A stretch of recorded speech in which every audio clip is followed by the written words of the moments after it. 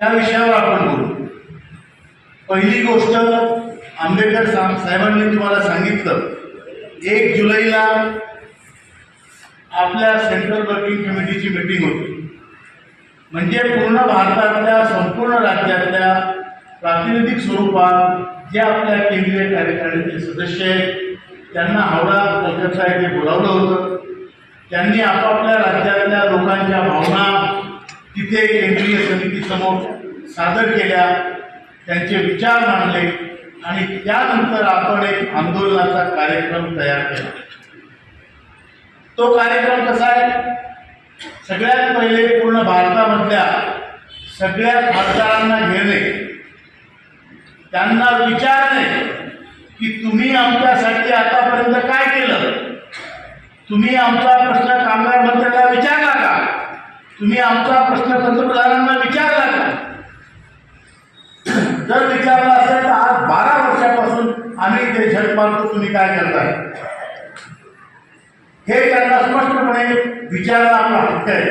आपण त्यांना निवडून दिले कोणत्या पक्षाचे असो, आणि आपलं जर काम होत नाही तर त्यांना कुठेतरी ते लोक जबाबदार आहेत ज्यांना आपला विषय गांभीर्याचा वाटत नसावा. म्हणून हा सगळा प्रयत्न पुढे जोरदार पद्धतीनं भारतामध्ये करण्यात आला.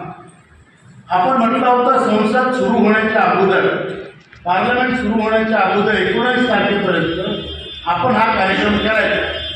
पण आता आपण असा निर्णय घेतला आहे आंबेडकर साहेब की आपण 2 ऑगस्टपर्यंत हा कार्यक्रम चालू ठेवायचा. म्हणजे शनिवार रविवारी जेव्हा खासदार घरी येतील त्यांना तुम्ही भेटले नसाल त्यांना भेटा. ते आपलं काहीच बिघडवू शकत नाही, आपण त्यांचं भरपूर बिघडवू शकतो, लक्षात घ्या. बरोबर आहे का? आणि ही हिंमत ठेवा. संघटन आहे आपलं, आपण व्यक्तिगत एकटे कोणाला विचारत नाही. जाऊन त्यांना विचारा तुम्ही काय केलं, उत्तर विचारा, जाब विचारा. कुठल्याही पार्टीचे असलेलं आपल्याला फिकीर करण्याचं कारण नाही.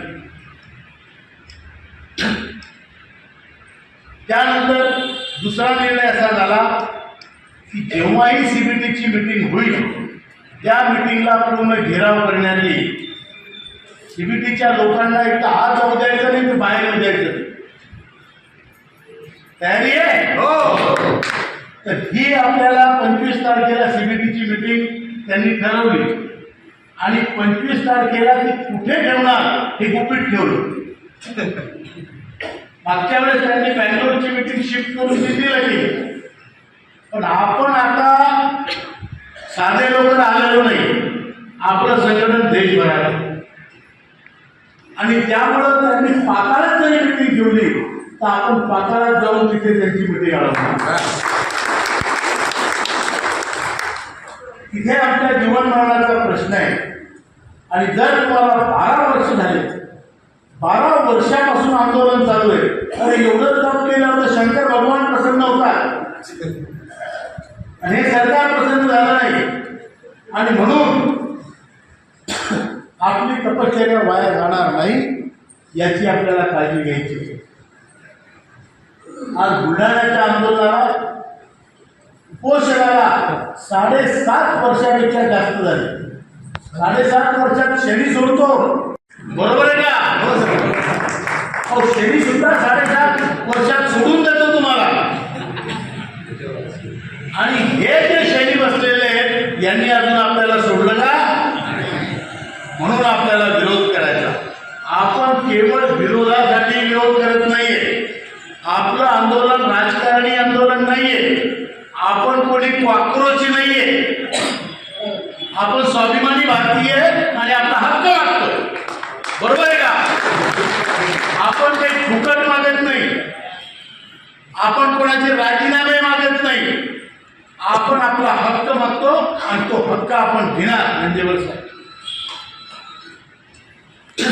त्यासाठी आपल्याला तयारी करावी लागेल. त्यानंतर सीबीटीच्या घेराव झाल्यानंतर आता सीबीटी मीटिंग त्यांनी इनडेफिनेट पोस्टपोन केली. 25 तारखेची मीटिंग, नाही तर आपले द्वारकेला मीटिंग होण्याची शक्यता होती. तिथे मोठ्या संख्येत लोक तयार होते, दिल्लीला लोक तयार होते, पण ती मीटिंगच त्यांनी पोस्टपोन केली. आता ते जेव्हाही मीटिंग करतील हम उनको छोड़ेंगे नहीं। जहां भी मीटिंग होगी सीबीटी का घेराव होगा। त्याच्या अगोदर सगळ्या सीबीटी मेंबरला पण आपण भेटणार आहे आणि त्यांना विचारणार आहे की तुम्ही जर कामगाराचे प्रतिनिधी म्हणून सीबीटी मध्ये गेले तर आमच्यासाठी काय केलं। आता काल परवा एक मेंबर म्हणत होते सीबीटीचे, राऊत साहेब आम्हाला शिवाय देतात, मग का पूजा घालू का त्यांची? नारळ फोडायचं का? फोडायचं तर कुठं फोडायचं आम्हाला माहिती आहे, बरोबर आहे का? कारण सीबीटी मेंबर हे 10 सीबीटी मेंबर हे कामगारांचे प्रतिनिधी आहेत। तुम्ही जर कामगारांचे प्रतिनिधी आहे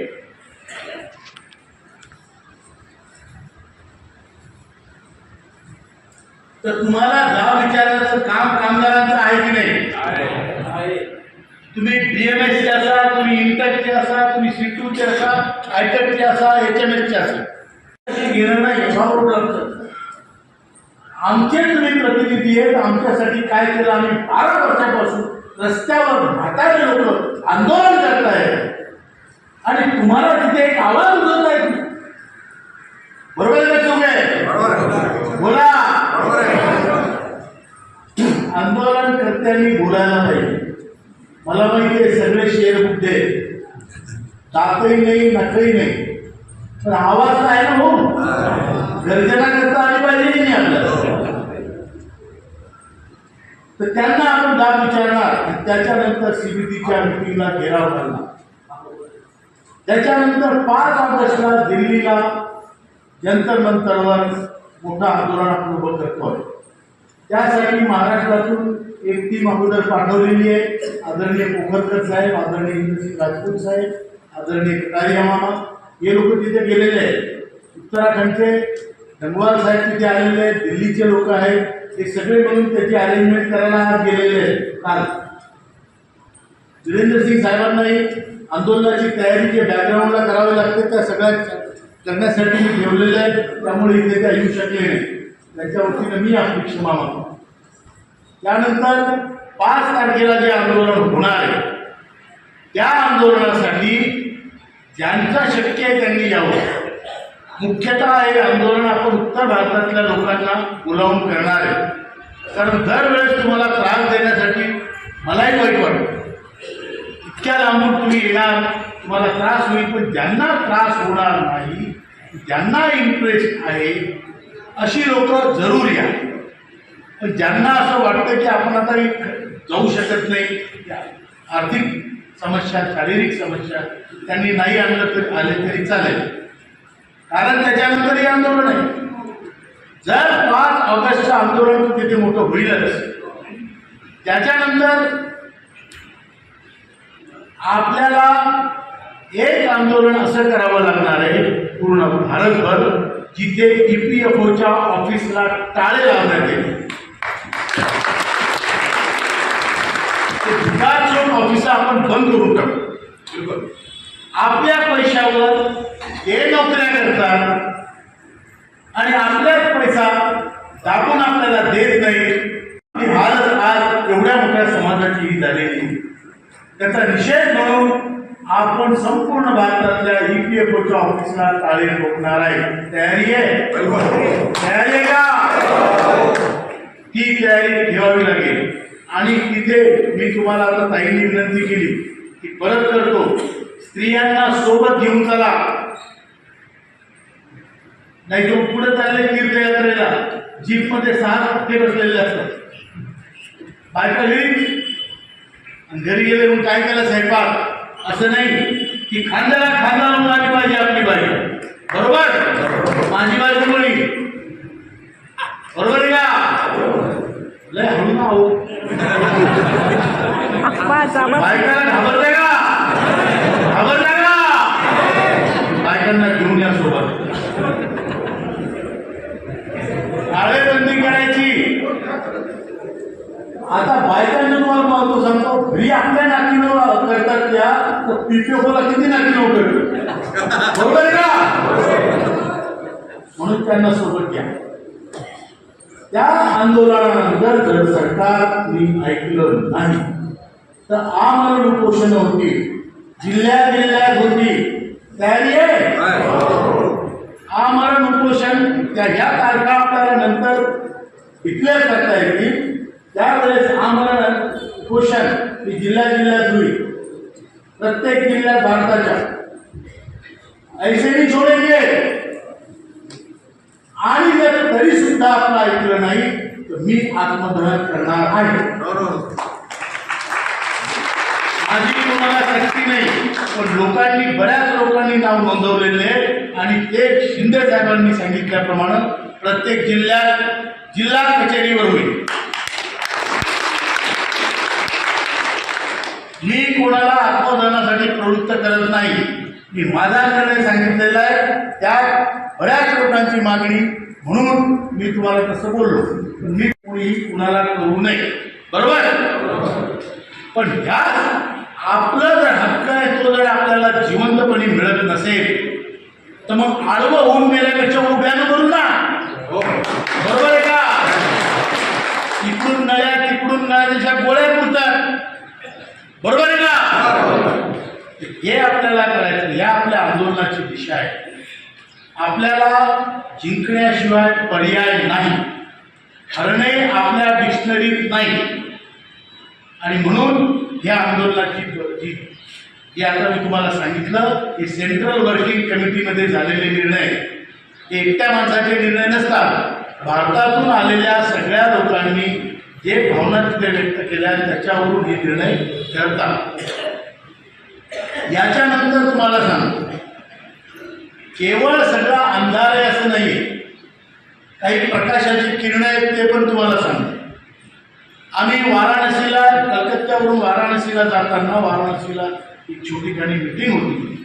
तिथे आपण खूप मोठा कार्यक्रम करणार आहे. वाराणसी आदरणीय पंतप्रधानांची मतदारसंघ आहे. तिथे खूप मोठा मेळावा आपण घेणार आहे. ज्यांना काशी विश्वनाथाचं दर्शन घ्यायचं त्यांनी यावं, बरोबर आहे. आणि त्याची तारीख ठरेल. त्या मेळाव्यामध्ये तिथे आपण गेल्याबरोबर मला मंत्री महोदयांचा, कामगार मंत्र्यांचा स्वतः फोन आला. तो फोन लाऊडस्पीकर असल्यामुळे या ताई साहेब आमच्या समोर होते, त्यांनी ऐकलं. मंत्री म्हणाले, मी तुम्हाला लवकरच मीटिंगला बोलवून प्रश्न सोडवणार आहे. हे मंत्र्यांचे शब्द आहे. आता त्यांच्या लवकरची डेफिनेशन मजवून नाही. लवकर म्हणजे किती लवकर, बरोबर आहे. कारण काय, वर्षामध्ये एक दिवस, 6 महिने हे लवकर होऊ शकतो. एक वर्षही लवकर आहे शतकाचा विचार केला, बरोबर आहे ना. तर लवकर त्यांनी बोलावतो असं स्वतः म्हणून फोन करून त्यांनी सांगितलं. त्यामुळं आपल्याला आशा आहे. त्यानंतर PM ऑफिसमधून त्यांचं GT ग्राम नावाची एक पोर्टल आहे, त्याच्यातून एक मेसेज आला की तुमच्या सगळ्या मागण्या अंडर कन्सिडरेशन आहे. हे प्रकाशाची किरण आहे. आता हे नुसतं किरणाच्या दिशेने जाऊन मग सूर्य दिसेल, बरोबर आहे. त्यामुळे निराश व्हायचं नाही, पण आपला आंदोलनाचा अट्टहास सोडायचा नाही, बरोबर आहे का. कारण 12 वर्षाची तपश्चर्या आहे तुमची. 15 जुलै 26 जुलै 2015 पहिला मोर्चा निघाला. आज जवळपास 12 वर्ष होतील आणि 7.5 वर्षापासून कंटिन्युअस उपोषण चालू आहे बुलढाण्यात. एवढं करून जर सरकारचं लक्ष नसेल तर त्या सरकारला जागी करण्यासाठी आपण स्वाभिमानानं लढायचं आणि जिंकायचं, याला किंमत आहे. कोणीतरी मला म्हणाला की दिल्लीत त्यांनी आंदोलन केलं, कॉक्रोच लोकांनी की आणखी, आणि जंतर मंतरवर त्यांनी असं केलं, पंतप्रधानाच्या घराला घेराव करणार. बाबा, ते राजकीय लोक आहेत, त्यांचा राजकारणाशी संबंध आहे. आपला राजकारणाशी काही संबंध नाही. आपल्या स्टेजवर BJPचे खासदार पण येतात, काँग्रेसचे पण येतात, कम्युनिस्ट पण येतात, बरोबर आहे का? आपलं सामाजिक कार्यक्रम, आपल्याला नेता मोठं होऊन त्याचं नाव चमकवायचं असं नाहीये, आपल्याला आपलं काम करून घ्यायचं आहे, बरोबर आहे? आणि म्हणून आपला जो उद्देश आहे तो स्पष्ट आहे. आणि तुम्हाला एक सांगतो, देशात एवढ्या संघटना आहेत, मोठ्या मोठ्या संघटना आहेत, पण पंतप्रधानांनी जर कोणाला बोलावलं असेल तर ते नॅशनल एज्युकेशन कमिटी. एक वेळ बोलावलं असतं तर तो तुक्का असता, 2 वेळ. अर्थमंत्र्यांची 4 वेळ चर्चा झाली. कोणाची? नॅशनल एज्युकेशन कमिटीची. अर्थमंत्री कोणाला बोलवतात? कामगार मंत्री. National education committee. तुमची किंमत ओळखा. तुम्ही सरकार दरबारी तुमची किंमत आहे, आणि ही किंमत कशामुळे? तुमच्या एकतेमुळे, आपल्या एकतेमुळे, आपल्या युनिटीमुळे. आणि म्हणून आपण जिंकणार यात मला अजिबात शंका नाही. तरी पण ते लवकरची डेफिनेशन लवकर करायची असेल तर आपल्याला आंदोलनाचा मार्ग ठेवावा लागेल, बरोबर आहे का साहेब? कांबळे साहेब, बरोबर आहे? आणि आपला आंदोलनाचा मार्ग आपण पत्करू. तुम्हाला आणखी एक सांगतो, कोण आता पैशांच्या बद्दल नागरिक साहेब बोलले. मला कोणीतरी विचारलं तुमची संघटना चालते कशी? लोकांजवळ पैसा नाही, लोक म्हातारे आहेत, वय नाही, आरोग्य नाही. आम्ही सांगितलं, म्हणलं आमची संघटना ही साईबाबाच्या गजानन बाबाच्या मंदिरात जाते. ज्याला वाटलं त्याला पेटीत टाका, बरोबर? टाकायचे किती?